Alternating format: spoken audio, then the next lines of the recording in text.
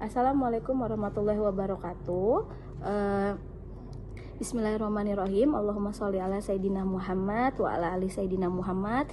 Yang terhormat kepada Bapak Dr. Haji Puji Raharjo SAG SS MHum selaku Kakanwil Provinsi Lampung.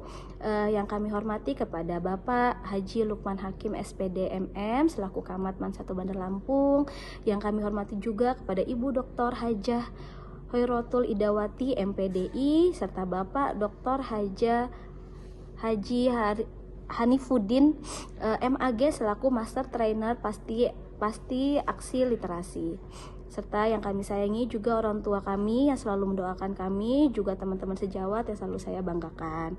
Perkenalkan, nama saya Ibu Putri Nadia, saya guru mata pelajaran geografi di Man 1 Bandar Lampung. Baik, di sini saya akan menjelaskan tentang ilmu geografi.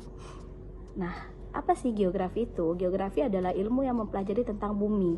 Jadi, geografi ini merupakan materi yang mempelajari tentang bumi baik secara fisik maupun sosialnya atau non-fisiknya. Nah, sebelum kita lebih lanjut mengetahui tentang geografi itu apa, kita harus paham dulu tentang konsep geografi.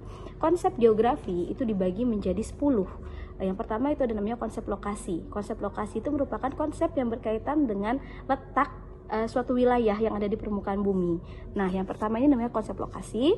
Nah, konsep lokasi ini juga dibagi menjadi dua, ada namanya konsep absolut dan juga konsep relatif. Dimana kalau konsep absolut ini konsepnya berdasarkan garis lintang dan garis bujur, sedangkan kalau konsep relatif ini letak suatu objek ini dilihat dari objek lain di sekitarnya gitu. Nah, dari ke-10 ini, mungkin saya akan menjelaskan satu aja. Dari ke-10 ini diantaranya ada konsep jarak, keterjangkauan, pola, morfologi, aglomerasi, nilai guna, interaksi interdependensi, kemudian diferensiasi area, serta konsep keterkaitan ruang. Nah, bisa kita singkat nih, dari ke-10 konsep ini dapat saya simpulkan bahwasanya 10 konsep geografi itu dapat ditarik kesimpulan menjadi jaket polo keke di mantel Agni. Nah, lebih mudah kan untuk menghafalinya. Nah, kemudian selain ada konsep yang perlu kita pahami, diantaranya yaitu ada prinsip. Nah, di sini ada 4 prinsip geografi yang perlu kita pahami. Yang pertama itu ada namanya prinsip distribusi.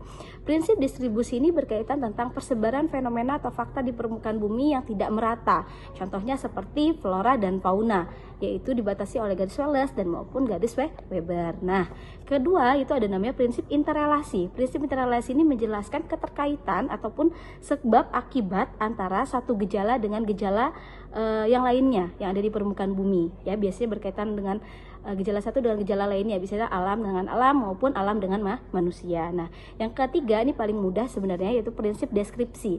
Nah, prinsip deskripsi ini biasanya menjelaskan sebuah fenomena yang ada di permukaan bumi. Jadi dia hanya menjelaskan, mendeskripsikan fakta-fakta yang ada di permukaan bumi itu menggunakan prinsip deskripsi. Yang terakhir yaitu ada prinsip korologi. Prinsip korologi ini perpaduan antara 3 prinsip di atas.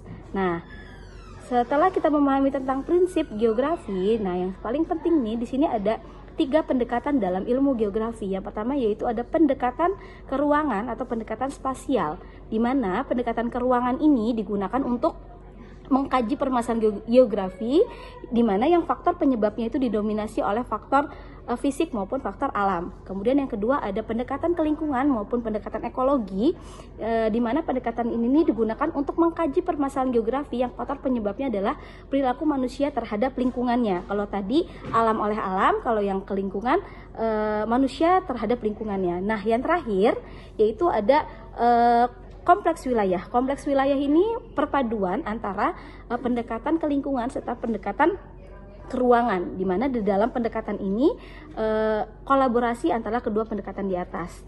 Dia ada faktor alam maupun alam serta ada faktor manusianya juga. Mungkin itu saja dari saya. Apabila ada kekurangan apabila ada kekurangan saya mohon maaf. Wassalamualaikum warahmatullahi wabarakatuh.